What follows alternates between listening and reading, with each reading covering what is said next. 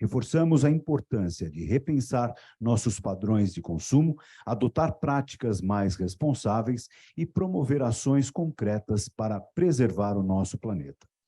Hoje, para nos ajudar a darmos mais um passo para construir um futuro melhor sustentável para gerações futuras, convido ao palco Tereza Vernalha.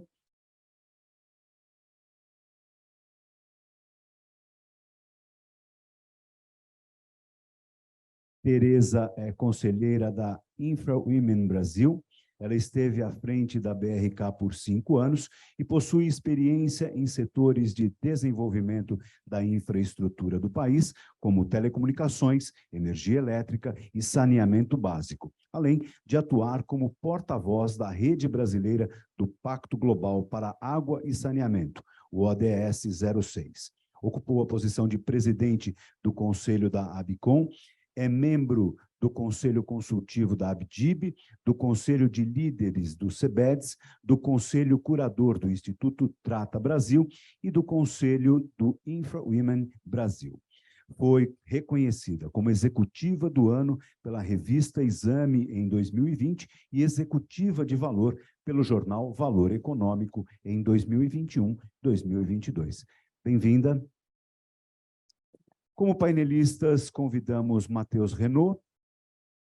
Matheus atualmente ocupa o cargo de Chief Transformation e Business Development Office na Iguá, além de especialista em projetos de melhoria de desempenho. Anteriormente, atuou no turnaround de instituições financeiras e adquiriu experiência no mercado financeiro, onde trabalhou em Investment Banking na Goldman Sachs e Equity Research no Banco Espírito Santo e Banco Fator. Matheus é formado em Economia pela Universidade de Brasília e é Master in Business Administration pela Yale School of Management. Convidamos também Denise Damiani, conselheira da Evolts OTTP. Denise é formada em Engenharia de Sistemas Digitais e possui Executive MBAs pela Harvard Business School e pelo International Institute for Management Development, na Suíça. Fundou a primeira empresa de home banking do Brasil e foi sócia das consultorias Accenture e Bain & Co. Ocupou o cargo de vice-presidente de estratégia na Itautec. Denise é uma ativista dos direitos das mulheres e dedica-se ao empoderamento feminino através da inteligência financeira. Atualmente, ela possui sua própria consultoria e atua como conselheira de administração, incluindo a empresa Evolts OTTP. Participa online deste painel Denis Leclerc, conselheiro executivo e ex-presidente da Ecotec. Denis está online aguardando a sua entrada, que acontecerá após todas as apresentações. Desde 2009 até abril passado, Denis Leclerc foi o presidente, fundador e CEO da Ecotec Quebec, o cluster que representa o ecossistema de tecnologia limpa de Quebec. Ele atua agora como conselheiro executivo da empresa. Denis também é presidente da Canadá Cleantech Alliance e vice-presidente da International Cleantech Network, com sede em Copenhague, na Dinamarca. Welcome, Denis. Também participa deste painel Gustavo Biscassi, Institutional and Government Affairs Senior Manager da Vale. Gustavo Biscassi é Head de Relações Externas da Vale, com responsabilidade pelo engajamento institucional com stakeholders da esfera internacional. Além da atuação no Brasil e demais países onde a empresa está presente, Gustavo lidera a área institucional da Vale na China, com escritório em Pequim. Na Vale, desde 2020, também atuou como gerente sênior de assuntos institucionais e governamentais do Corredor Sudeste. Aplausos para o nosso palestrante, Gustavo Biscassi. Convidamos também Guilherme Marques, Global Affairs, Relações Institucionais e Governamentais da BRF.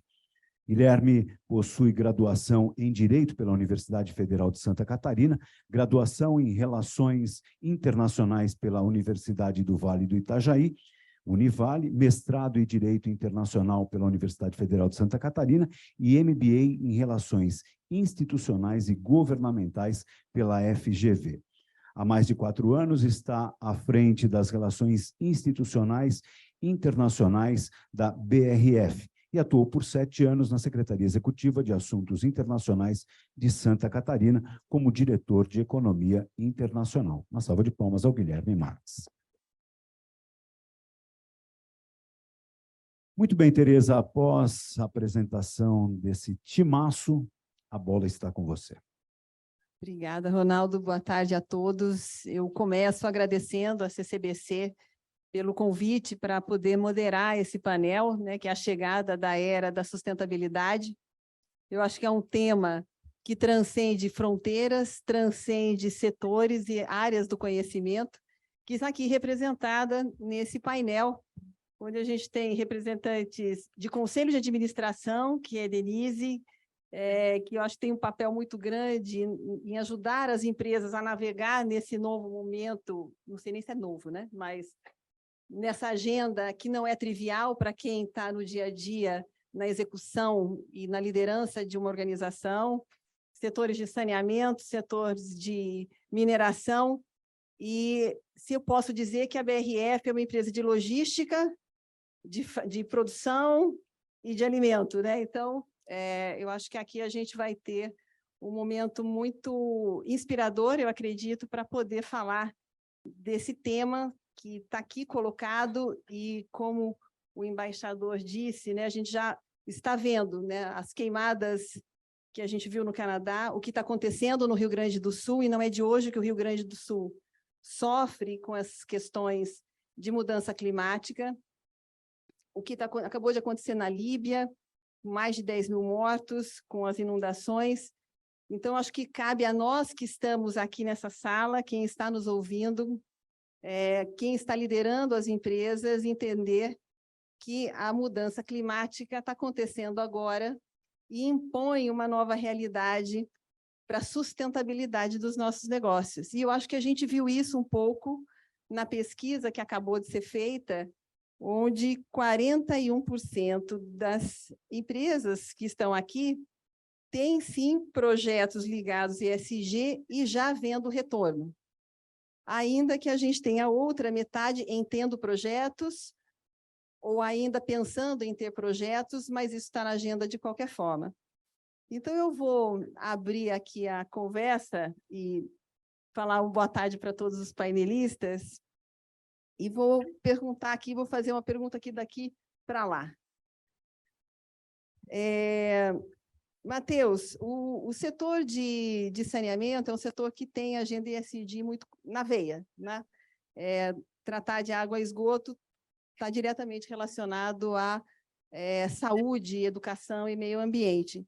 Você poderia falar sobre o que como que você vê o setor ajudando nas questões ambientais, como reuso, emissões, através do tratamento do esgoto? Se você puder compartilhar com a gente as iniciativas que eu sei que a Iguá tem para também atingir carbono zero. Bom, obrigado a todos, obrigado pelo convite. É um prazer estar aqui representando a Iguá nesse cenário, então obrigado, Vanessa, pela pergunta, Tereza.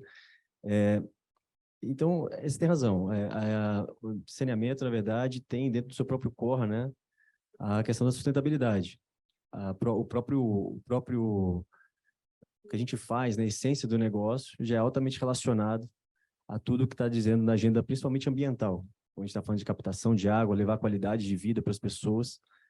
E existem várias estatísticas que mostram, inclusive, que a gente tem a correlação, né, entre desenvolvimento humano, né, redução de mortalidade infantil com os níveis de cobertura de esgoto, por exemplo, que você colocou, né, níveis de não só cobertura de esgoto, mas também de abastecimento de água.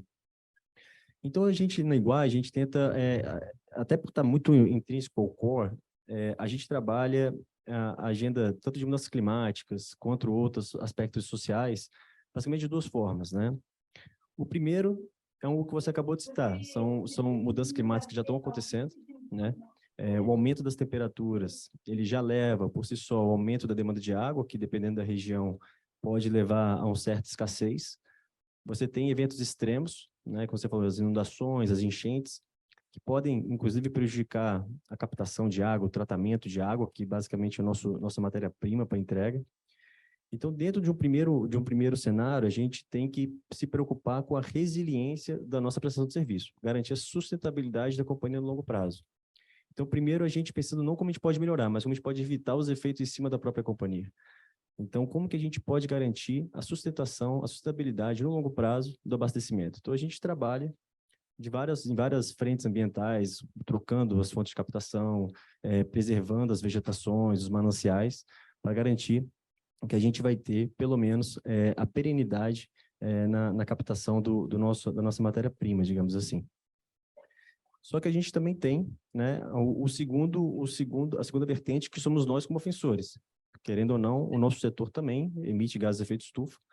Então, a gente faz a nossa parte, como você citou, a gente tem nossas metas de redução de carbono, então a gente está bem, vamos submeter agora nosso plano, esse ano, que está em evolução quase 1 ano e meio.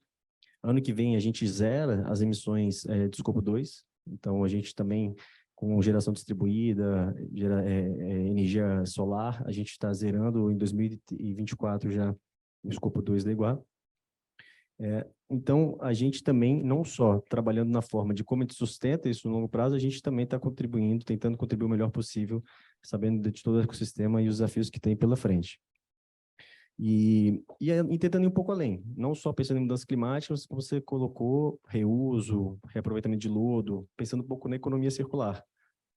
A gente tem na Iguá várias iniciativas, né, em que a gente, basicamente, o lodo, né, lodo de água, lodo de esgoto, é a principal matéria que sai ali como rejeito do processo. Então, a gente está hoje já destinando 70% do lodo, tanto de água quanto de esgoto, ou para a agricultura ou para a indústria de tijolos, né? Tijolos e telhas. Então, a gente também está com essa frente. E água de reuso, que são principalmente aqueles lugares que a gente tem uma deficiência nas fontes de captação. A gente tem trabalhado com água de reuso, principalmente para grandes indústrias, para garantir que a gente cuida bem do nosso recurso, que vai ficar cada vez mais escasso. Obrigado, Matheus. A água de reuso, eu acho que é algo que é um objetivo inevitável, e ampliar a escala não faz sentido em regiões que têm escassez de água, fazer o abastecimento, por exemplo, da indústria com água tratada, sendo que água de reuso, que é uma água que vem do tratamento do esgoto, e tem tecnologia para isso, para poder atender às necessidades da indústria, poupando recurso hídrico. E você mencionou, Matheus, e eu vou pegar um gancho do que você disse sobre tecnologia, e vou fazer uma pergunta, já que a gente tem um membro nosso aqui do painel especializado em tecnologia, que é o Denis, e eu tenho uma pergunta para ele.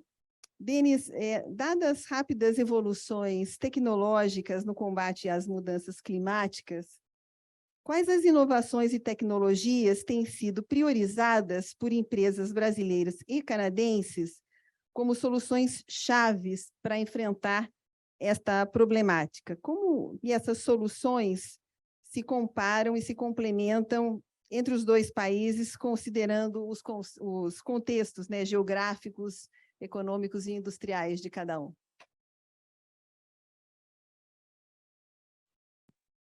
Thank you very much for the invitation and your question. I would have loved to be with you today, but I'm in Montreal. Let me just turn out the sound here. Okay. As the ambassador said in his remarks, several climate challenges that seems to be similar between Brazil and Canada. And so we need to find additional ways to increase cooperation, to share best practices, and to drive innovations. And of course, if we look at Canada, as you know, it's a pretty large country like Brazil. we do have issues or challenges facing our industrial communities, but also in terms of transportation. For your information, the majority of our greenhouse gas emissions come from transport. So we need to find different ways of logistic and transportation. And that's why if I take the example of Quebec, which is a province in Canada, well, Quebec, the government of Quebec, they're pushing for electrification of transport, electrification of buildings, electrification of business. Why pushing for electrification? Well, because we're blessed in Quebec, because 99.7% of our electricity is already renewable. So I repeat, 99.7% renewable. So can you imagine how we can use this electricity to reduce greenhouse gas emission? If I compare with the rest of Canada, well, Canada is approximately 84% of our electricity that is non-emitting greenhouse gas emission. So this is only one aspect of the climate challenges. As you mentioned, it's not only greenhouse gas emission, it's also the other aspect of climate. You talked about water. Water is a priority in Canada. And some of you may say, well, you have so much water, why are you focusing? Why water is one of your priority? Well, because we have a responsibility of managing water. If I take, again, Quebec, 3% of fresh water in the world is in Quebec. So you see that we took on the mandate, the responsibility of trying to find additional ways, not only to recycle water, but to use less water, to treat water differently, making sure that we keep water as a natural resources, abundant natural resources. We can talk about agriculture. Agriculture in Canada is a growing sector where we see clean technology or innovative solution to reduce the impact on the agriculture activities on the land, reduce the consumption of pesticide, fertilizer, and if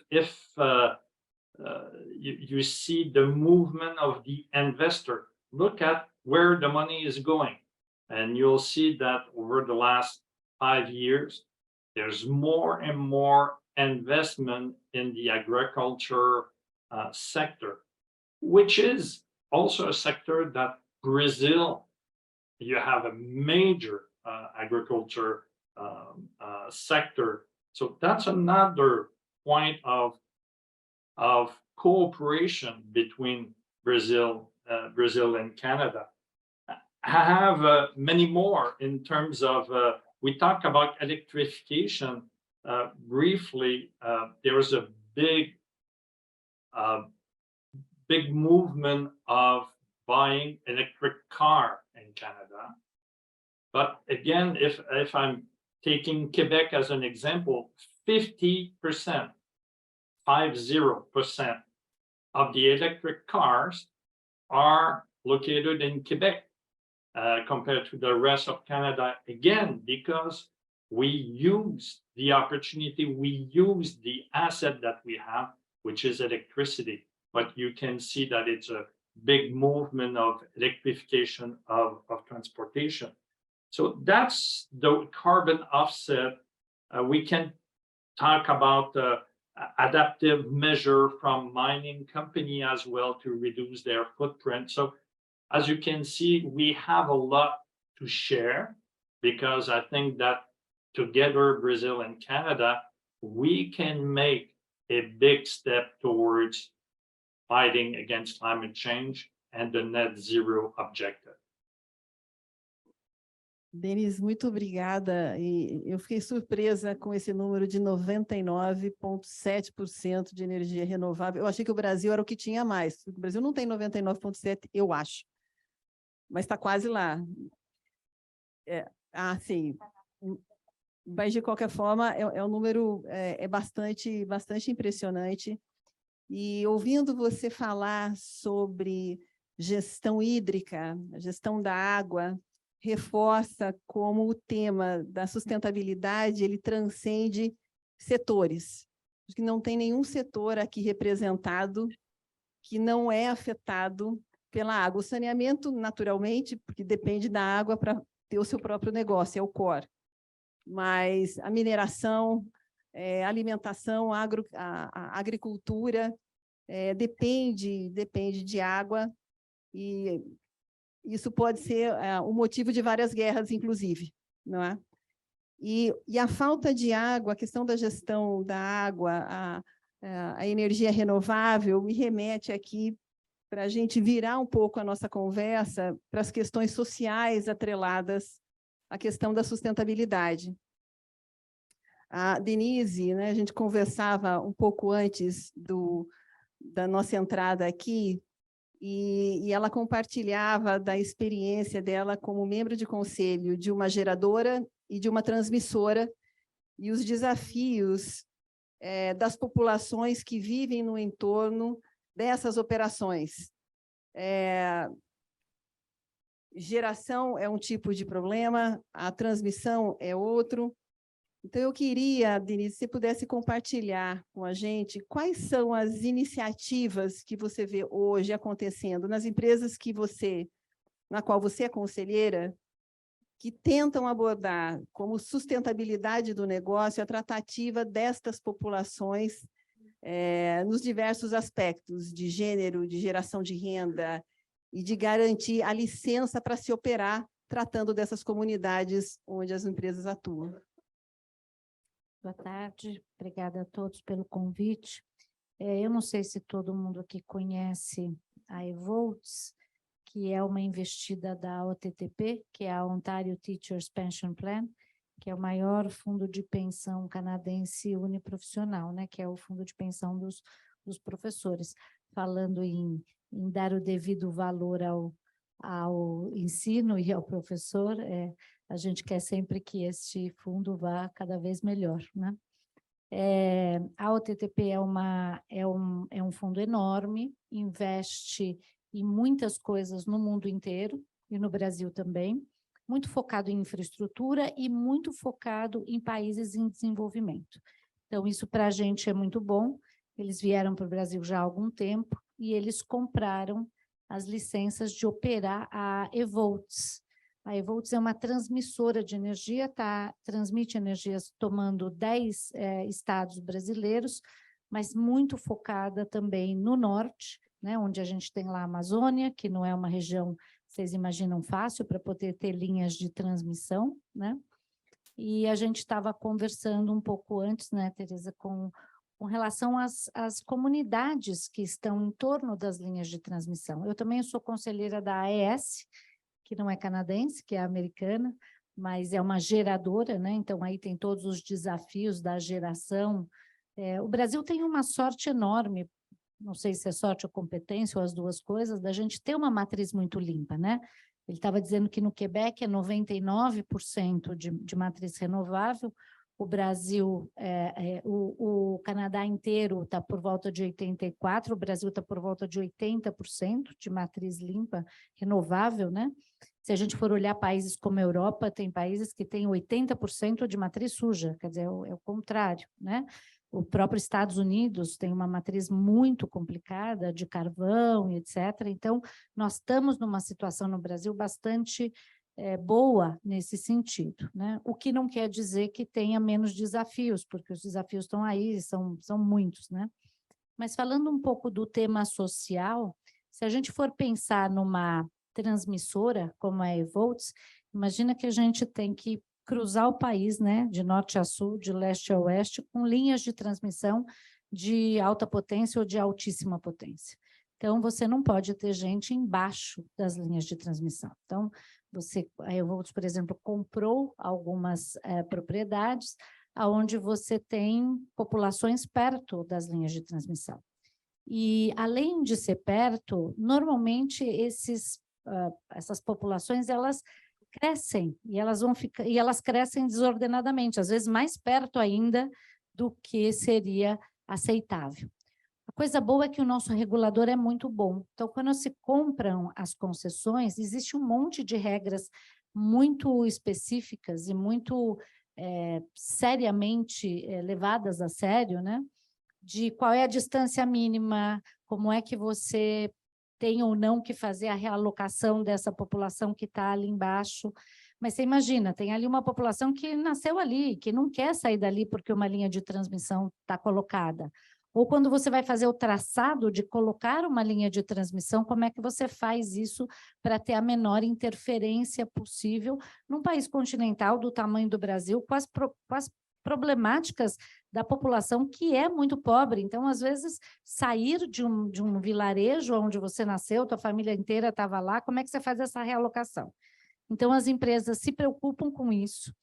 São projetos longos, porque convencer essas populações a saírem dos seus lugares não é simples. Estava dando um exemplo também da AES, que tem parques solares, eólicos e de água, né? Então, a gente tem lá, em geral, até mais preocupante ainda as hidrelétricas, porque tem todo o tema de barragens, é um tema que no Brasil, inclusive, está muito quente, mas também as eólicas e as solares. Eólica, você está mais do que 200 metros longe de uma torre de eólica, tem um barulho importante, as pessoas vão ficando doidas com esse barulho dia e noite. Tem o problema da sombra. Então, como é que você faz isso para trazer essa população para um lugar mais seguro, convencer todo mundo aí, o custo de isso ir? Então, os temas sociais são bastante importantes. Mas, como dizia também nos remarks iniciais, nossas autoridades aqui presentes, tem todo um tema também de educação para a produtividade no Brasil. Então, as empresas onde eu estou no conselho, várias delas, ou na sua maioria, têm uma grande preocupação também social em termos de educação. Como é que a gente educa as populações? Porque não é um tema só de governo, né? Se as empresas não ajudarem, a gente não vai superar o problema de educação no Brasil. E o problema de educação leva a um outro problema grave, que é o problema de produtividade. Se as empresas não tiverem produtividade, a gente também não vai ser um país relevante no mundo. E hoje a nossa produtividade é bastante baixa, porque a nossa educação é bastante baixa. Então, eu vou contar para vocês rapidamente, dois projetos que as empresas onde eu estou envolvida, com a ajuda do Mulheres do Brasil, não sei se vocês conhecem, Mulheres do Brasil é uma ONG. Estamos completando agora 10 anos, nossa presidente é a Luísa Trajano, que, aliás, essa semana estamos lá na ONU discutindo todo o painel de Women-Led Cities, onde São Paulo está envolvido, né, o Brasil, e a Luísa foi empossada como a líder aí para poder levar isso no Brasil. Mas o Mulheres do Brasil, nós temos aproximadamente 110 mil voluntárias, só mulheres, do Brasil inteiro, mais 20 lugares no mundo, onde as brasileiras formam núcleos, e é um grupo de voluntariado. E dentro do Mulheres do Brasil, eu sou uma das fundadoras e sou também do Conselho Estatutário. A gente tem uma iniciativa bastante interessante, que é microcrédito para mulheres. Igual o Yunus fez lá, a gente copiou o modelo Yunus, onde a gente dá, por exemplo, a Evolts e a AES, pegam os lugares onde eles têm as suas operações e pegam esse grupo de mulheres que estão ali, a gente faz um microcrédito a partir do dinheiro doado pelas companhias, R$3.000 por mulheres que queiram desenvolver os seus negócios. Primeira vez que eu ouvi isso, parecia que R$3.000 não dava para fazer nada. Vocês não imaginam o que R$3.000 para uma população muito carente dá para fazer. Coisas incríveis. Então, tem exemplos incríveis. Nós já fizemos microcrédito para aproximadamente 6 milhões de reais, que parece muito pouco, mas a gente atinge uma quantidade enorme de mulheres que desenvolvem os seus pequenos negócios. Então, cria uma sorveteria porque ela fazia sorvete, mas não tinha uma máquina de fazer sorvete. Ela não tinha um freezer para poder acumular as quentinhas que ela fazia quentinha para poder vender. Não tinha dinheiro para comprar um secador para um salão de cabeleireiro. Então, as necessidades do Brasil assim, são mínimas. E, ao mesmo tempo, quando você dá essa possibilidade, elas criam coisas incríveis.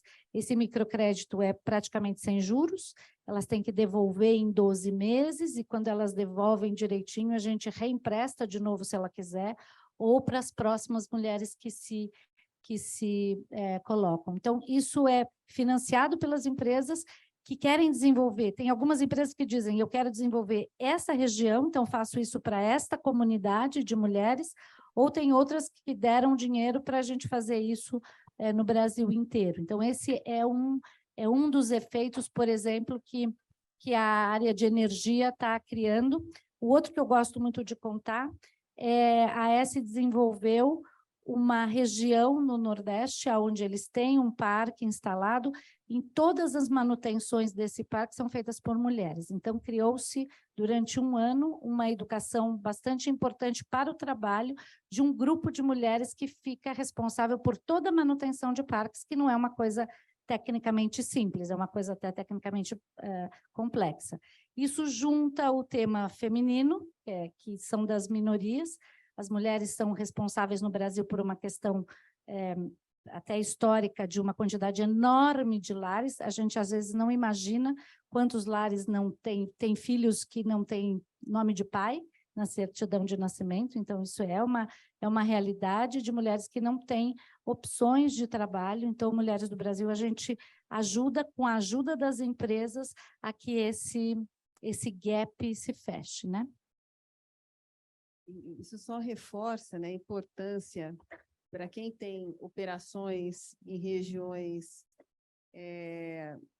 onde as concessões são concessões de 30, 35 anos, projetos como esse, além de fazer seu papel de geração de emprego e renda, que é exatamente disso que se trata, apesar de ter um foco no feminino, mas é de formar mulheres para ter uma renda própria e, eventualmente, ser, inclusive, trabalhar dentro da própria empresa, mas isso reverte na sustentabilidade de longo prazo da empresa.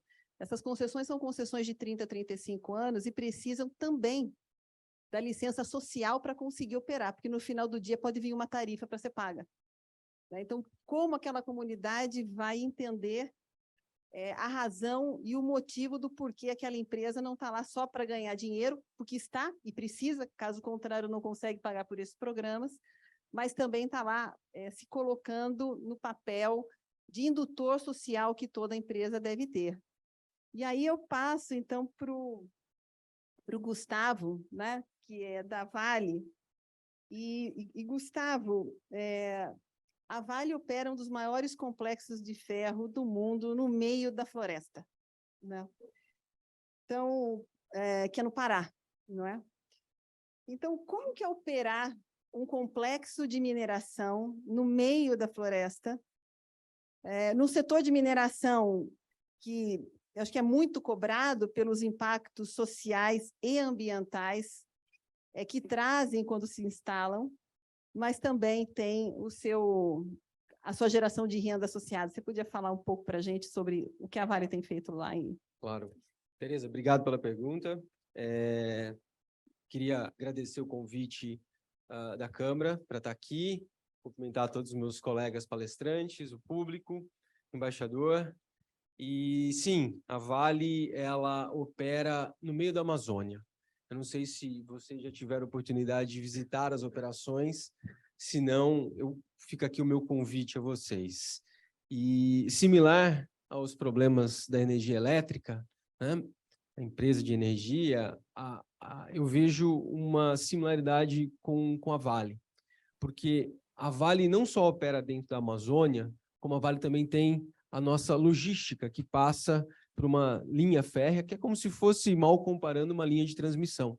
E aonde a gente, no entorno das nossas operações, no entorno da linha férrea, a gente também se depara com os problemas sociais, os problemas econômicos. E eu queria relembrar o propósito da Vale, né? Acho que nos últimos 4 anos e meio, para ser mais preciso, depois dos acidentes, das tragédias que aconteceram no Brasil, a Vale entendeu que ela precisava mudar, e ela reconhece isso, e hoje o nosso propósito é transformar e melhorar a vida das pessoas juntos. E o juntos é muito forte, né? Porque a mineração ela é um setor que é bastante lucrativo, acho que todo mundo sabe disso, mas a Vale está imbuída em construir, em colocar a sustentabilidade dentro do nosso negócio, nas nossas operações. E a gente sabe que para fazer isso, a gente tem que estar com o nosso redor, com as comunidades que moram ao lado, com os estados, com todo mundo que cerca as nossas operações, tem que ter um desenvolvimento. A gente tem que deixar o nosso legado social, econômico, cultural. Então, do ponto de vista de sustentabilidade, as nossas operações na Amazônia, ela está dentro de um que a gente chama Mosaico dos Carajás. Ela é uma área de 800 mil hectares. Essa área ela corresponde a 5 cidades de São Paulo. E a Vale opera apenas em 2% dessa área. E desde a década de 80, quando a Vale começou a operar no Pará, e mais recentemente agora com o nosso projeto S11D, que começou a operar em 2015, 2016, ele já tem todos os conceitos de sustentabilidade. Então, redução de água em termos de percentuais, comparando com outras mineradoras, comparando com as nossas próprias operações. Pará, as nossas operações do sul do Pará, elas têm um consumo muito reduzido. A gente fez questão de colocar esteiras, isso fez com que a gente eliminasse 100, mais ou menos 100 caminhões, então isso reduz as emissões. Nós também tiramos a parte de processamento de dentro da área da mina, né, da floresta, então a gente trouxe isso para fora. Então a gente tem uma questão logística ali que dificulta um pouco o nosso trabalho, mas a gente pensou nisso para conseguir preservar ainda mais, e foram ali em torno de 1.000 hectares que a gente conseguiu preservar em fazendo isso. Então, hoje, a Vale, ela, sem dúvida, as nossas operações no meio da Amazônia, elas são, se não a mais, eu acho que uma das mineradoras mais sustentáveis que existe hoje. Mas isso eu acho que é o básico, né? Isso eu acho que é o que toda empresa precisa fazer hoje em dia. E na visão de desenvolvimento, nós temos a Fundação Vale, a gente tem o Fundo Vale e a gente tem o Instituto Cultural Vale. O Instituto Cultural Vale, hoje, ele é o maior incentivador da cultura brasileira. No ano passado, ou desde a criação, que acho que foi 2020, a gente já investiu quase 80 milhões. Agora, em maio, teve a chamada para o programa desse ano, foram mais 30 milhões investidos. O Fundo Vale é um fundo que visa o desenvolvimento local, o desenvolvimento das comunidades que a gente opera. É um fundo que foi criado em 2009 e ele já teve quase 300 milhões de investimentos desde 2009, ou seja, nos últimos 14 anos, em 324 programas, 324 ações. E isso, ele incentiva o produtor local, ele incentiva a comunidade que está ali do nosso lado, e tem N exemplos, desde de produção de cacau até a incentivação, o incentivo a produtores, pequenos produtores de produtos da argila. Um exemplo lá no Pará são as mulheres de barro, que elas pegam o rejeito, elas pegam o pó da mineração, o pó do cobre, elas fazem uma tinta e elas fazem ali o seu artesanato de argila com um pouco de minério de minério de ferro com um pouco de cobre e vendem isso para o mundo inteiro. É um projeto lindo que tem 100 pessoas, 100 mulheres trabalhando nesse propósito. Muitas delas são as chefes de casa, elas que são as principais fontes de renda das famílias, como a Denise estava comentando, e N outros projetos. E na Fundação Vale, a gente tem questões mais de cunho social, onde a gente visa desenvolvimento de educação, saúde, e dentre outras coisas. Na Fundação, e eu sempre me recordo do nosso CEO, Eduardo Bartolomeu, falando nisso, há uma insatisfação muito grande dele de ver que no entorno das nossas operações tem muita gente passando fome, tem muita gente abaixo da linha da pobreza.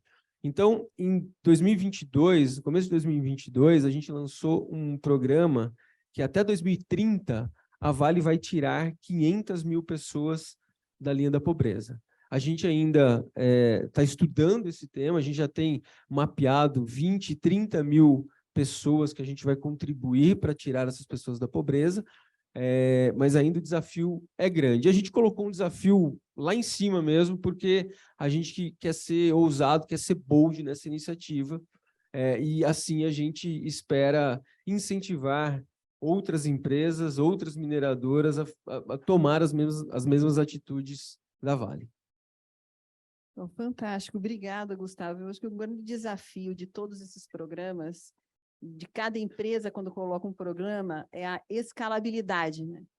O quanto esse programa consegue alcançar a população para ele se tornar relevante e não só um programa praticar lá, olha, eu tenho um programa. Eu acho que aqui você trouxe um número, quer dizer, de ambição, que é que tirar 500 mil pessoas da linha de pobreza, que não é pouca coisa, principalmente para quem faz parte dos 500 mil, não é? E imagino que os outros programas das outras instituições também têm um número grande de pessoas atingidas. E são pessoas que precisam, então, a gente está falando aqui de renda, precisam de educação para ter produtividade e, portanto, empregabilidade, precisa da tecnologia para conseguir, né, mobilizar e identificar programas que sejam escaláveis, mas essas pessoas precisam comer. E aí eu vou passar aqui para o Guilherme, da BRF. Guilherme, o Brasil e o Canadá são produtores importantes de proteína animal e podem cooperar na produção de alimentos de maneira sustentável, colaborando na garantia da segurança alimentar. Como que você vê essa garantia de segurança alimentar global? O que a BRF tem feito? Como é que vocês estão vendo isso globalmente? Boa tarde a todos, embaixador. Queria agradecer também muito o convite para que a BRF possa colaborar um pouco com essa discussão, com esse debate, e contar um pouquinho da nossa história e o que a gente tem feito no que diz respeito a todas as metas e desafios de ESG, numa empresa que é já quase centenária, já são quase 90 anos de história, uma empresa que nasceu no interior do Brasil, portanto, uma multinacional orgulhosamente brasileira, que hoje tem 38 fábricas no Brasil, várias fábricas mundo afora, são mais de 5 milhões de toneladas de alimentos produzidos todos os anos, mais de 120 países para os quais a gente exporta e, portanto, produzir alimento e alimentar as pessoas é a nossa vocação. A BRF tem isso como missão e busca fazer isso de maneira com qualidade, com segurança e com integridade, que são os compromissos inegociáveis da empresa. E, sem dúvida alguma, a parceria com o Canadá é absolutamente central nesse cenário. O embaixador certamente conhece melhor do que ninguém as conversas de SPS, né, de negociações sanitárias e fitossanitárias bilaterais entre Brasil e Canadá, tem avançado de maneira significativa e, por vezes, inclusive, desafiando ou surpreendendo boa parte do mundo. Exatamente porque, como você falou, Tereza, são dois países produtores de proteína animal e, portanto, na teoria, competidores no cenário internacional, no que diz respeito a acesso a mercado, a vendas e exportações para diversos destinos. Mas a verdade é que esses dois países são, portanto, centro do ODS 2. Né, quando nós falamos da fome zero e de uma agricultura sustentável. No que diz respeito às questões relativas ao acesso ao mercado, o Canadá acaba de abrir recentemente o mercado interno para suínos de exportação brasileira. Existem algumas pendências ainda de reconhecimento de status sanitários de outras áreas no Brasil, quando a gente fala, por exemplo, de áreas livres de aftosa sem vacinação, ainda pendente o reconhecimento do Rio Grande do Sul e do Paraná, mas o Canadá tem se aberto ao Brasil da mesma forma que o Brasil se abre ao Canadá, no sentido de que existem mercados que o Canadá acessa que o Brasil não acessa e vice-versa. Portanto, há uma complementariedade no que diz respeito aos processos de vendas internacionais de produto, exatamente permitindo com que o Brasil possa acessar uma série de mercados e o Canadá acessar diversos outros mercados, permitindo exatamente com que um número cada vez maior de pessoas tenham acesso a essa alimentação. O Denis citou também cooperação em aspecto tecnológico, no que diz respeito à agroindústria. Você brincava no início de que, de fato, a BRF são várias grandes empresas, né? Nós estamos diante de uma cadeia longa, viva e extremamente complexa. A BRF é o principal comprador de grãos do Brasil, são mais de 10% dos grãos produzidos no Brasil comprados pela BRF.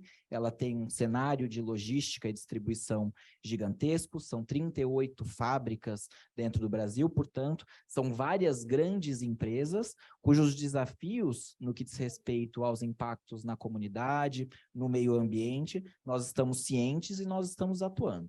A empresa ela tem uma política pública de sustentabilidade com 22 compromissos firmados nas diversas áreas das mais diferentes. Então, a gente fala em emissão, a gente fala em commodities, são as questões relativas também aos recursos naturais, reuso de água, utilização mais eficiente da água utilizada, mas também diversidade e inclusão com mulheres na liderança, impacto nas comunidades, bem-estar animal, são compromissos bastante complexos para atender exatamente toda essa cadeia absolutamente essencial para que, no final das contas, a gente consiga, de fato, cumprir e apoiar no processo de segurança alimentar. Uma potência, né? 100 mil empregados, 80 mil no Brasil. Não é para poucos, né? Bom, Guilherme, obrigada. Eu queria aproveitar, voltar na nossa pergunta original, que foi feita aqui no início do nosso painel, onde foi perguntado se as empresas possuem projetos ligados ao ESG, e a grande maioria disse que sim, e já com rentabilidade. Então, eu vou fazer uma pergunta aqui para o Matheus. Sendo do setor de saneamento um setor que tem, certamente, as grandes empresas têm muitos projetos voltados para a questão ambiental, pela natureza do seu negócio, queria que você compartilhasse com a gente o que acontece numa localidade quando entra um projeto da Iguá, no tratamento da água e nos próprios projetos de combate à perda de água, que a gente falou aqui de gestão hídrica. O Brasil perde quase 50% de toda a água que é produzida. Entre captar e chegar na casa do cliente, é em torno de 50%. No Nordeste é quase 70%, né? É quase levar de balde, gasta menos água. Então, falando em questões de mudança climática, de restrição de água, a gente viver num país onde perde metade da água que produz, eu acho que seria legal você compartilhar o que é o impacto na saúde quando chega o saneamento. Legal. Obrigado, Teresa, pela pergunta, porque realmente é sempre um privilégio falar de saneamento por causa das externalidades, né, que a gente gera. E até a questão aqui de geração de valor, acho que a forma que a gente enxerga e fica mais claro quando a gente fala dos impactos é como que a gente mensura, né? Então, A gente mensura, obviamente, geração de valor no nosso P&L, no nosso fluxo de caixa. Então, quanto que a eficiência energética nos trouxe de benefício, quanto redução de perda nos trouxe de redução de custos. Então, isso é muito tangível. Mas a gente também começou a ter mais ou menos um ano a criar uma matriz de como que nosso impacto gera externalidade, o impacto econômico mesmo da própria externalidade do que a gente está fazendo, né? Então, para dar alguns exemplos mais práticos para o pessoal entender. Vou pegar uma referência que é Cuiabá, que até então era uma das principais operações que a gente tinha, com baixíssimo nível de cobertura de esgoto, quando a Iguá chegou lá. Índice de mortalidade infantil, quando medido até crianças com até 5 anos de idade, extremamente alto. Alto, né? Mais alto que a média. Você tem muitas internações por doenças de veiculação hídrica. Então, a primeira questão para reduzir isso foi, primeiro, equalizar a distribuição de água. Então, todo mundo com água em casa, né? Então, todo mundo com água bem tratada na sua casa. E isso, ao longo do tempo, começou a reduzir os índices de internação por veiculação hídrica. Esse é um dos primeiros pontos. Então, você consegue ver nos gráficos isso acontecendo de fato. Juntamente, obviamente, com a cobertura de esgoto. Então, você começa a aumentar a cobertura de esgoto, primeiro com a coleta, você conhece muito bem, né? Tratamento. Então, você começa a ver o índice de mortalidade infantil também despencando. Então, pega os últimos 10 anos, você consegue ver claramente os indicadores caindo quando a gente aumenta a cobertura do nível de esgoto na capital do Mato Grosso. Do ponto de vista de saúde, você vê muito isso. Então, tem todas as suas consequências e efeitos diretos. Redução de absenteísmo no trabalho, as crianças podem ir para a escola sem ter que faltar para algum tipo de internação e doença. Então, tem todos os efeitos que são ainda uma consequência, um efeito multiplicador desse primeiro impacto. Mas, além disso, você vai pegar na parte ambiental, que também está ligado a isso, porque é tudo um ciclo. Mas da parte ambiental, você tinha partes ali do Pantanal que tinham acabado a pesca, né? Por causa do esgoto que era lançado nos rios, depois desembocava no Pantanal. Eu tive há 3 semanas lá, 3 semanas atrás, e voltou a ter pesca mais ou menos 1 ano atrás, nesses rios do Pantanal. Então, você consegue ver também volta de atividade econômica, pesca, isso vai movimentando muito mais a economia. Então, esse é um outro exemplo do impacto ambiental gerando também impacto econômico e social, né? E o saneamento, ele tem uma característica muito particular, e ele tem uma cadeia de fornecedor muito local, né? Então, acaba que, aí as estatísticas variam um pouco, mas a cada R$1 investido em saneamento gera R$4 de benefício, né, de efeito multiplicador na economia, porque se usa, na verdade, basicamente todo um ecossistema que é local, em grande parte, né? Você pega mão de obra local, você pega produtores locais, você pega fornecedores de diversos materiais que são locais. Então, acaba que o efeito multiplicador naquela localidade, ele é super forte. E vem um pouco daquilo que você falou sobre a licença social para operar, né? Então, assim, a gente está no lugar que a gente vai ficar 35 anos, 30 anos lá. Então, é muito importante que a gente consiga criar esse engajamento, né, da comunidade. Eu não entendo o impacto que a gente está chegando, que a gente está gerando, porque no final do mês vai chegar a conta d'água, né? Chega a conta d'água, chega a cobrança de água, de esgoto, né? A gente sabe que tem muita gente que também reclama das cobranças, mas a gente conseguir mostrar através dos números o impacto que a gente está gerando e que a gente é um parceiro, né? A gente está lá para fazer o nosso dever, tem que gerar valor econômico, obviamente, senão não tem sustentabilidade do negócio no longo prazo, mas que a gente entende também que a gente tem nossa obrigação de desenvolvimento social. A gente tem o nosso papel de desenvolver a região onde a gente está. E aí, através não só desses efeitos diretos que eu comentei, que são parte core das nossas obrigações contratuais, mas também com outros programas, né? Então, a Denise comentou vários programas, por exemplo, de acesso a crédito, de mulheres na mão de obra, na manutenção, que não é trivial de fato. Então, a gente tem vários programas para engajar muito mais a comunidade, para que a gente consiga criar não só a licença social, mas também desenvolver aquela região que é um casamento de fato, que a gente vai estar no médio e longo prazo.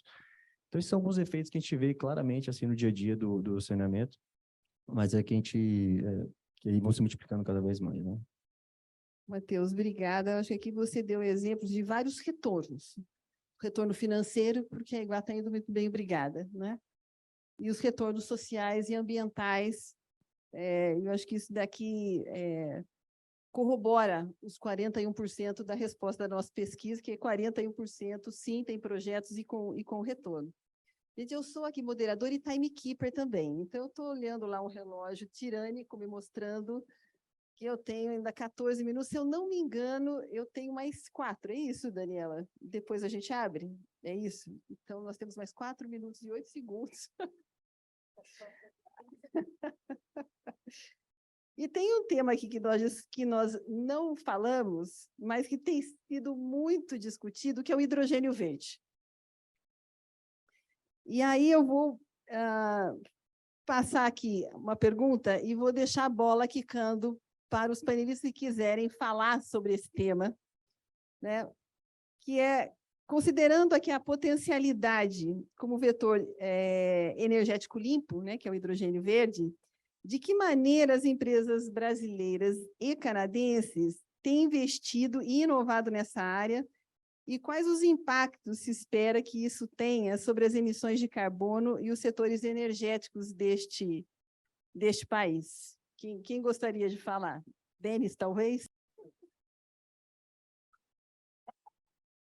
I was interesting to hear from Vale what their hydrogen strategy will be. Jogou a bola para você, Gustavo. Bom, hidrogênio verde. Acho que primeiro é reconhecer o potencial que o Brasil tem, né? Que o hidrogênio, existe muitas maneiras de se gerar o hidrogênio, e uma das maneiras é eu não sou químico, mas eu ando estudando um pouquinho esse assunto, pela eletrólise, é a maneira mais limpa que geraria zero emissões. A mineração, a siderurgia como um todo, é bastante intensiva em utilização de energia, e a Vale vem desenvolvendo alguns projetos para descarbonizar os nossos clientes. Porque a siderurgia, ela é responsável por mais ou menos 8% das emissões totais do mundo. Se não me engano, é o terceiro ou quarto maior poluente. E a gente, como parte do setor, a gente se coloca dentro desse problema. Inclusive, a Vale foi uma das primeiras, se não a única mineradora do mundo a colocar uma meta de redução, não só no escopo 1 e 2, mas no escopo 3 também. Então, até 2035, a Vale quer ajudar os nossos clientes a reduzir 15% das emissões do escopo 3. E lembrando, o escopo 3 é 94% das emissões totais da Vale. Então, a maioria das nossas emissões estão... Você tem um parceiro aí do seu lado, se o Guilherme é o mesmo. Sim, E a Vale, ela vem trabalhando em parcerias com diversas empresas do setor energético para desenvolver as soluções de hidrogênio. Seja para a gente aprimorar o nosso processo, para vender soluções ou ajudar os nossos clientes, a siderurgia, a utilização de hidrogênio. Recentemente, a gente colocou no mercado um produto que chama Briquete Verde, é um produto de 20 anos de desenvolvimento, que basicamente ele muda o processo da siderurgia. A gente conseguiu crack the code para fazer um produto que ele a aglomeração a frio, ou seja, o forno, ele não precisa ser um forno com temperaturas extremamente altas. Hoje, um forno da siderurgia é 1.200, 1.600. Esse processo permite que o forno seja 200 graus apenas.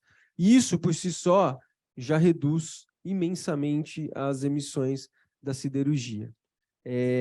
Mas aí, olhando para dentro, né, talvez respondendo um pouco a pergunta do Denis, a gente sim, estamos conversando com o mercado, estamos fazendo diversas parcerias para como que a gente pode utilizar o hidrogênio verde nas nossas operações.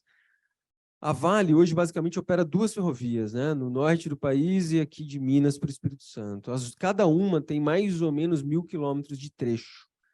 E a Vale hoje ela é a maior consumidora de óleo diesel do Brasil. A gente consome mais ou menos 1 bilhão de litros por ano. E a gente quer ter a possibilidade de não usar mais o óleo diesel. A gente entende que, como parte da cadeia, do processo, não dá simplesmente para trocar, até porque é transição energética, não ruptura energética, mas a gente já vem desenvolvendo soluções Inclusive, agora em julho, a gente fechou o contrato com uma empresa para comprar locomotivas elétricas, para acoplar as locomotivas elétricas junto com as nossas locomotivas a combustão, a diesel, para fazer o primeiro transporte ferroviário híbrido do Brasil. Mas, no longo prazo, a gente não quer mais usar nem o híbrido, nem o elétrico, porque elétrico a gente tem alguns problemas de autonomia, e a gente entende que o hidrogênio verde, ele transformado em amônia ou não, ele vai ser o futuro. Então, as empresas de energia que tiverem dispostas a fazer o investimento, a Vale pode ser um potencial cliente com a compra de hidrogênio verde. E olha só, a gente estava conversando um pouco antes, né, Denise? Você falando da iniciativa de energia, de fazer parcerias para ajudar os clientes também. A ideia toda dos geradores de energia é isso, é parceria com os clientes naquele jeito que os clientes precisam e querem operar, né? Mas pensando em hidrogênio verde, a gente ainda está muito no início, né? Eu acho que o Brasil tem um potencial enorme, por exemplo, de produção de amônia no norte, até independente do uso no Brasil, para exportar para a Europa e para os Estados Unidos. Então, a gente precisa de desenvolvimento tecnológico, mas a gente também precisa de ajuda de política pública, né? Então, precisa de ajuda de governo aí. Eu acho que a Câmara tem um papel importante, porque isso está muito no início, mas pode ser um desenvolvimento que nos coloque numa posição ainda mais favorável, até como exportador, né? Mas eu vou fazer aqui uma provocação bem rapidinha, que é assim. A gente estava comentando, a gente quer sempre organizar a nossa transformação energética com a crise climática, com o dinheiro, né? Só que a crise climática parece que anda ganhando o jogo, né? Ela está mais rápida do que a transição energética consegue transicionar. Quem é que paga essa conta? Será que os nossos consumidores vão continuar pagando o dobro da conta de luz? E vai pagar o dobro da conta de água? Essa pergunta de quem é que paga a conta e o que a gente vai fazer para que essa conta não recaia no consumidor final, porque a transição está mais lenta do que a necessidade, né, climática, eu acho que é uma coisa que a gente tem que parar para pensar. Se a gente fosse na velocidade da mudança climática, não seria transição, seria a rupção, né? Como disse o Gustavo. A gente tem uma pergunta aqui que veio do chat. A pergunta é do Luiz Carlos, é isso? Que é a seguinte, porque agora a gente já passou dos 10 minutos, a gente já comeu 5 dos 10, então agora vem aqui. Então, o Luiz Carlos fez a seguinte pergunta. Eu queria saber se existe uma outra fonte de energia limpa, para além do hidrogênio verde, nas quais os palestrantes apostam no desenvolvimento, que acham promissoras tanto para o Brasil quanto para o Canadá. A pergunta não é simples. Vamos lá. Acredito que sim, existem várias na BRF, por exemplo, a gente já se utiliza de mais de 90% de energia renovável, mas houve um investimento muito significativo em energia limpa em 2 plantas, uma eólica e uma solar.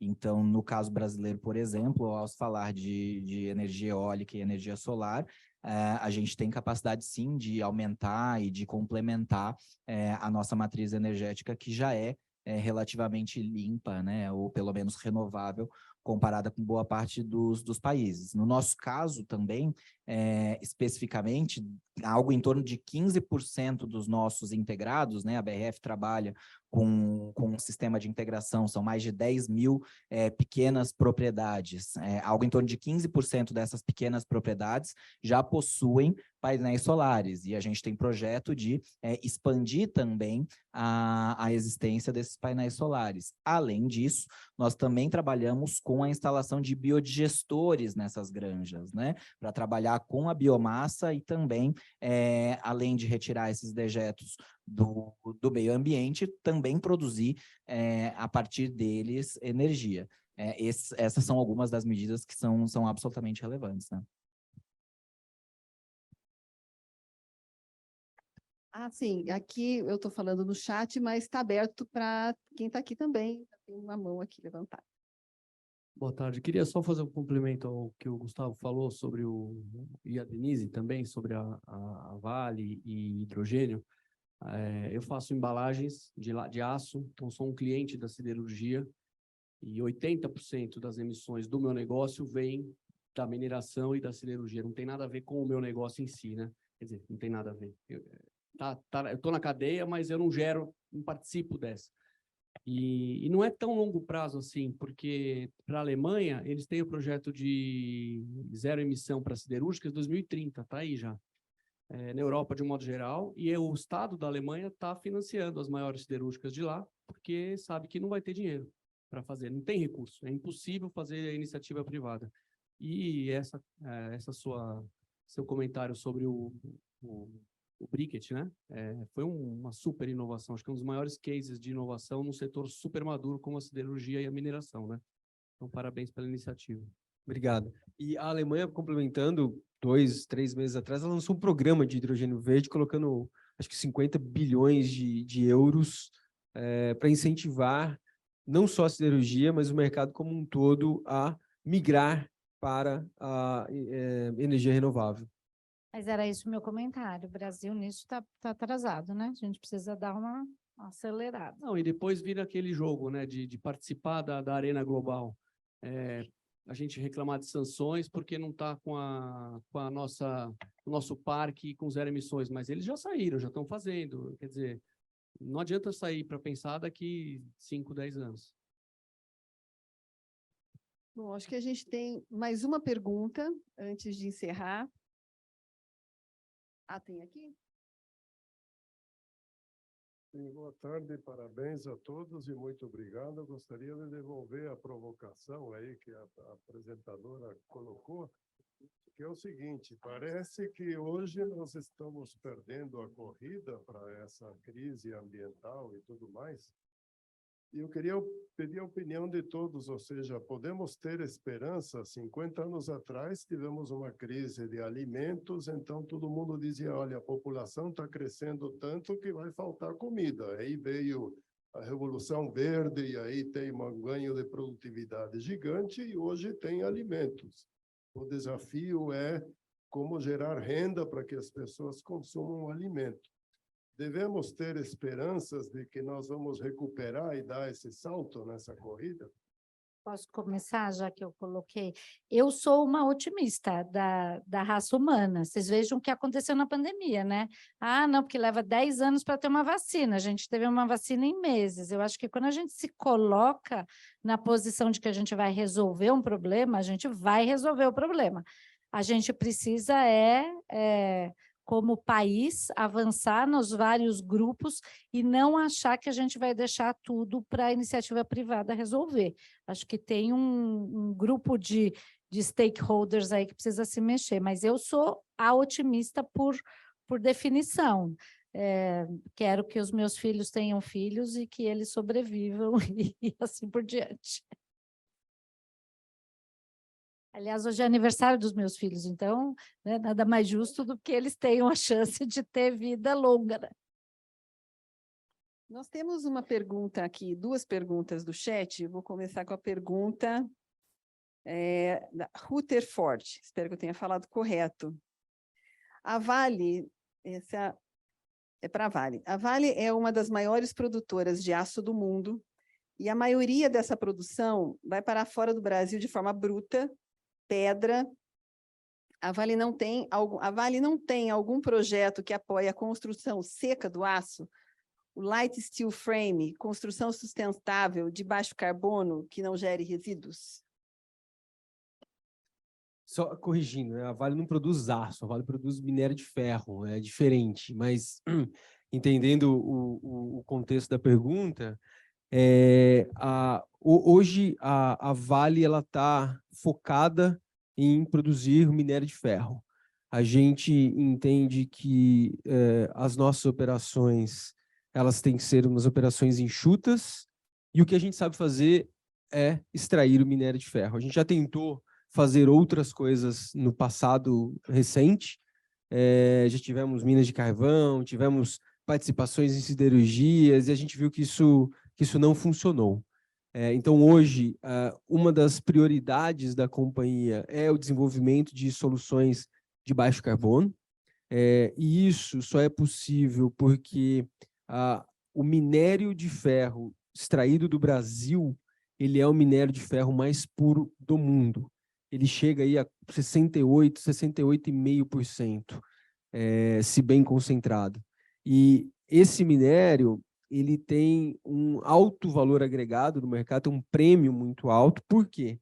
Porque com ele é possível a produção de aço verde, a produção de um aço com a menor pegada de carbono possível. Então, o exemplo que eu dei do briquete, que foi uma patente já em mais de 40 países, desenvolvimento de 17, 18 anos, ele é um produto inovador, é um produto que eu desconheço outro produto na cadeia siderúrgica que tenha esse impacto de redução. Então, de certa forma, a Vale não está produzindo um aço, um light steel frame, salvo engano, foi esse o conteúdo da pergunta, mas a gente está propondo soluções para que nossos clientes possam produzir um aço com uma pegada menor, seja pelo nosso produto, que é inovador, seja por ajudá-los a desenvolver novos processos de metalurgia, de siderurgia, para uma menor emissão.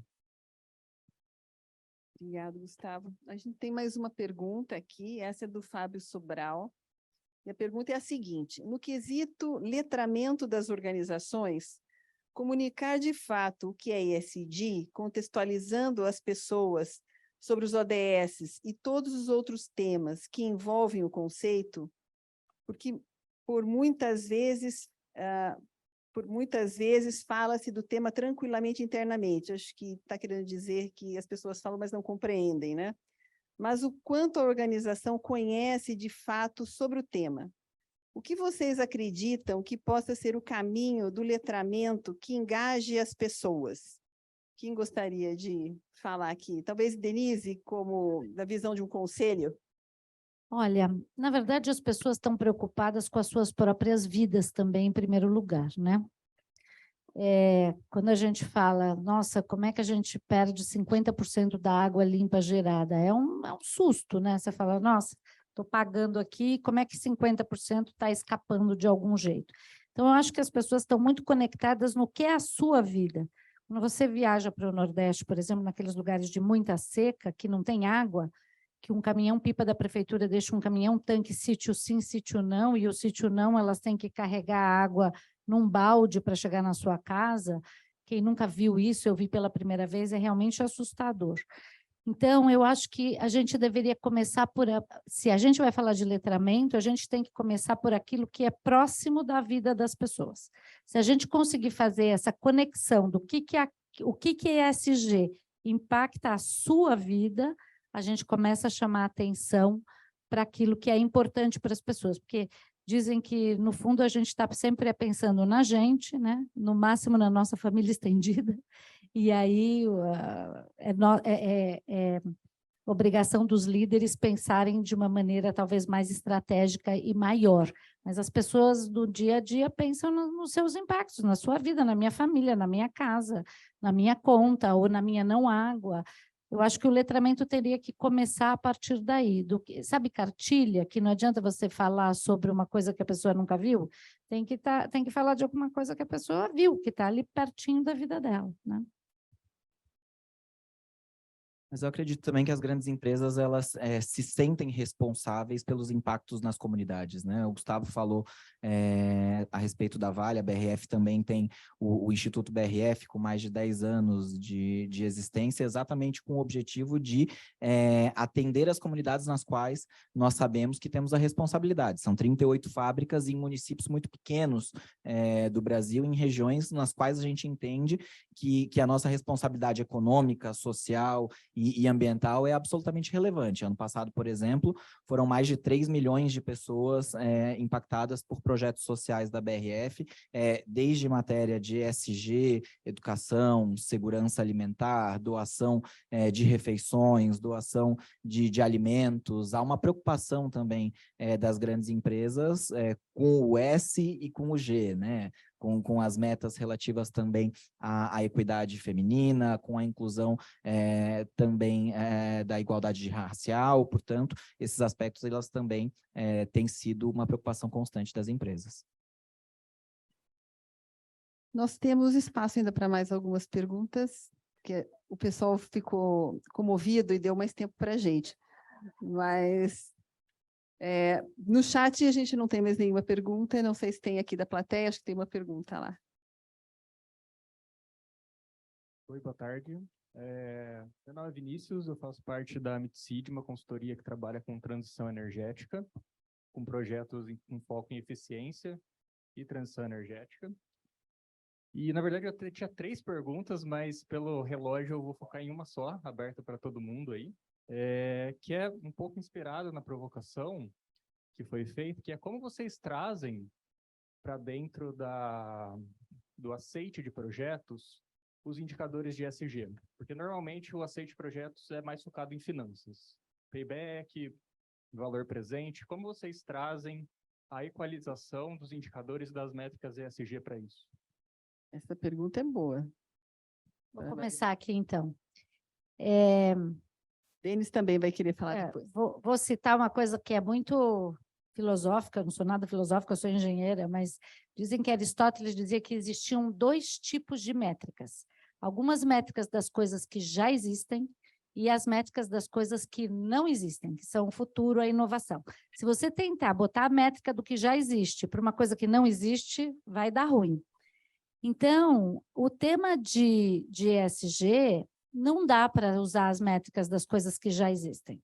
Você tem que usar, porque a gente não sabe exatamente o que vai acontecer. Quando você vai lá e faz o letramento ou ajuda com microcrédito uma comunidade. Como é que a gente mede isso depois? Em quantidade de gente que não morre, em quantidade de filhos que sobrevivem à primeira infância, sei lá.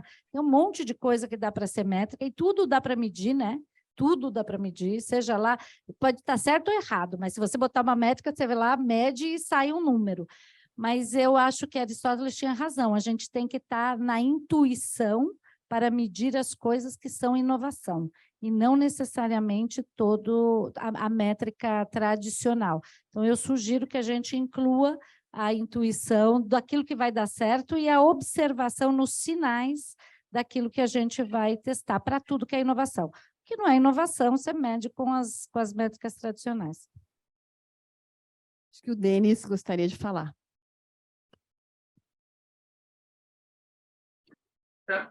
Thank you very much. Just rapidly, it's a good question because criteria, ESG criteria, first of all, they're not that known for SMEs as an example, or even by governments that have different definitions. I just want to share with you the experience where to work with others. We work Ecotech Quebec in an umbrella called Switch. Switch is an alliance for a greener economy that regroups environmental groups, financial institutions, and business. And we will reveal pretty soon a kind of platform. We call it EQ Plus. So it's basically to give some guidance, not only to companies, but also to governments to evaluate projects. Because as you know, right now, well, for now, projects, the evaluation of projects of million of investment or creating jobs, it's not enough. So we have to enlarge that vision, and I'll be pleased to share with you this new platform over the next few weeks. Ótimo, obrigada, Denis.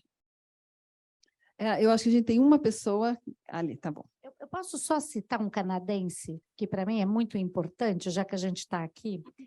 Roger Martin é um professor da universidade, foi Dean de Ontário, e talvez é dos caras que mais pensem em estratégia depois dos famosos Michael Porters e tal, que são de 200 anos atrás, né? Então, parabéns aos canadenses que criaram um grande professor e um grande pensador de estratégia.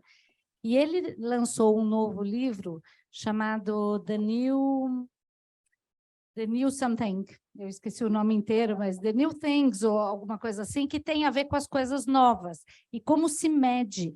E ele é o professor que mais desenvolveu técnicas de medição de KPIs.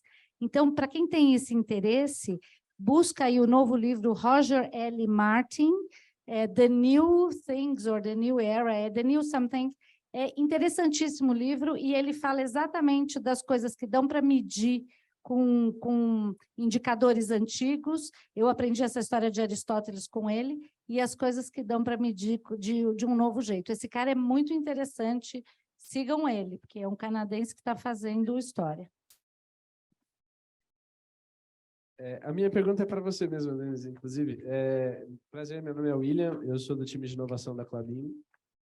E a Klabin também tem uma relação praticamente de comencialismo com as comunidades ali ao redor. A gente depende do desenvolvimento deles para a empresa prosperar também.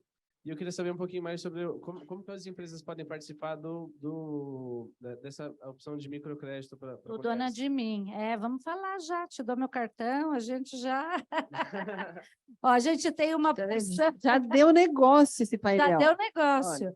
Ó, e já vou cantar meus colegas aqui do lado também, porque imagina que, né, Vale e BRF não estão no Dona de Mim, tem que estar. Então, ó, já valeu a tarde, mas vamos falar na sequência. Mas é super simples, é doação de dinheiro e a gente operacionaliza tudo com o Banco Pérola, que é um banco de microcrédito, muito especialista em microcrédito para pequenos valores, e principalmente acompanhando o que acontece com essas mulheres, ajudando elas a montar o seu negócio. Aliás, segunda-feira que vem, nós vamos estar na Globo falando sobre isso, nem sei exatamente qual é o nome do programa, mas eu fui convidada, eu vou estar lá. E é isso, a gente ajuda a escolher, dá o dinheiro, ajuda elas a terem letramento financeiro, porque precisa saber fazer preço, precisa poder ter dinheiro que dê lucro, devolver esse dinheiro para que gere isso. Então, é uma coisa completa, operacionalizada pelo Banco Pérola. Mas muito obrigada pela chance de ter novos parceiros. Bom, temos 3 minutos para considerações finais. Então, eu vou passar a palavra para os nossos painelistas para considerações finais. Não, acho que é só realmente reforçar o agradecimento pelo convite. Obrigado a todos, obrigado aos companheiros aqui do painel, super rica a discussão, aprender um pouco também dos diferentes setores, Tereza pela mediação, moderação, mas é realmente reforçar o agradecimento e que venham mais eventos como esse. Acho que essas trocas são super ricas para a gente conseguir evoluir cada vez mais essa nova era aí, né, como tem chamado aqui, a nova era de sustentabilidade. Denise? Eu sou muito feliz de poder estar trabalhando com os canadenses, para dizer a verdade. Eu acho uma turma sensacional, de ética, de qualidade, de companhia. Eu queria estar até mais próximo assim, de todos vocês para receber colaboração, poder colaborar. Foi uma alegria poder estar aqui hoje. Muito obrigada, viu? Denise, quer falar? Denise, you want to talk? Yeah, just a minute. Thank you very much for the invitation. But we talked about ESG, we talked about climate change. From Canada, we see climate change, but we see also other type of climate that are changing for the best. Here I'm talking about the business climate, government climate, the financial climate, the social climate, investor climate, unions, employees climate. So those climates are improving and moving towards sustainability and ESG. And that's why it's so important to increase cooperation between Canada and Brazil, making sure that we accelerate that movement to fight climate change and to adopt ESG. Obrigada, Denis. Perfeito. Bom, Gustavo. eu primeiro agradecer novamente o convite, fico lisonjeado de estar aqui conhecendo novas pessoas e acho que o meu recado final é que a mineração ela tem uma reputação muito ruim. A mineração ela é sempre vista de um jeito muito negativo em todas as camadas da nossa sociedade. Porém, eu acho que a mineração ela é o único setor da indústria que fez parte de todas as revoluções, desde a criação da roda, a criação de ferramentas para o homem poder gerar subsistência. E a gente vive hoje numa era, né, sem contar, obviamente, a Revolução Industrial, mas a gente vive hoje numa era que daqui a 100 anos pode estar sendo chamada de a era da transição energética, a era da energia limpa, e sem a mineração, sem os minerais críticos, cobre, níquel, lítio e todos os outros, sem o minério de ferro para infraestrutura, isso não vai acontecer. E o que a Vale tem por propósito é fazer uma mineração extremamente sustentável. A gente ainda tem muita oportunidade, a gente também está aprendendo, mas dentro desse propósito, a gente está firme nele e vendo muitas oportunidades e muito otimista com o futuro.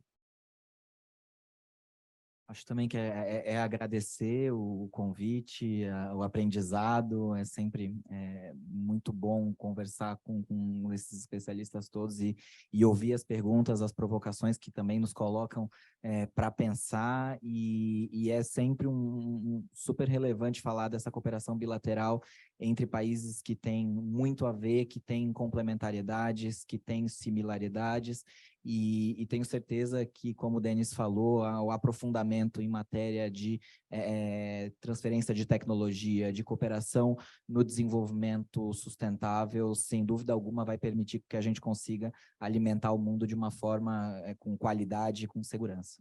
Então é isso. Obrigado, Guilherme. Gente, a gente encerra o nosso painel, foi 1h40. Parece que faz um pouquinho que a gente está aqui. Então, acho que essa é a beleza da gente ter um painel assim tão qualificado. Então, Guilherme, Gustavo, Denise, Denis, Matheus, muito obrigada pelos insights, por compartilhar. Saímos até com um negócio já quase pronto aqui do microcrédito. Agradeço mais uma vez à Câmara pelo convite, Daniela pela organização. Muito obrigada a todos. Boa semana.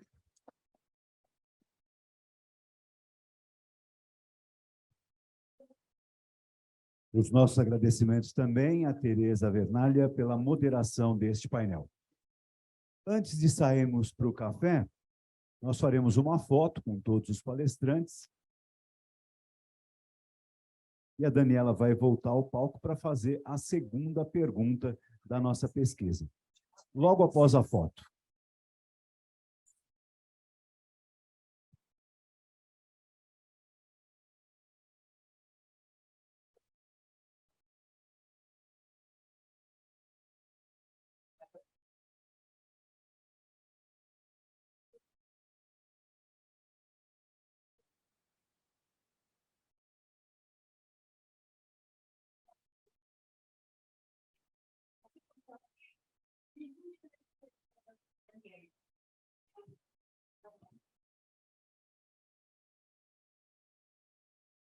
Daniela, com você.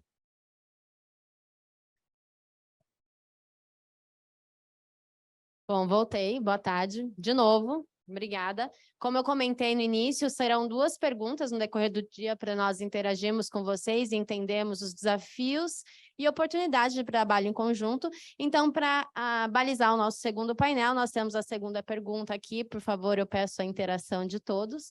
Então, quais são os principais desafios que encontram hoje para uma boa gestão e engajamento dos colaboradores? Vocês podem responder mais de uma opção, se desejarem.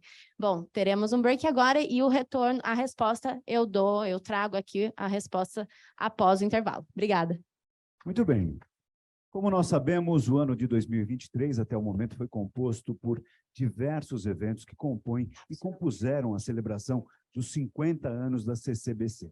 Mas o ano de 2024, que já está a passos de distância, também trará novidades aos associados, aos que estão aqui presentes e para quem estiver antenado às nossas programações, como a missão Educação Executiva, que acontecerá em março de 2024 e está com uma agenda incrível. Para mais detalhes, é só acessar o site, redes sociais ou entrar em contato diretamente com nossa equipe de desenvolvimento de negócios.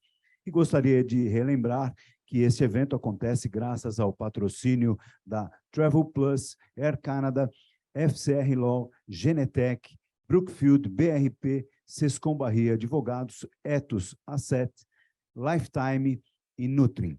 Muito bem.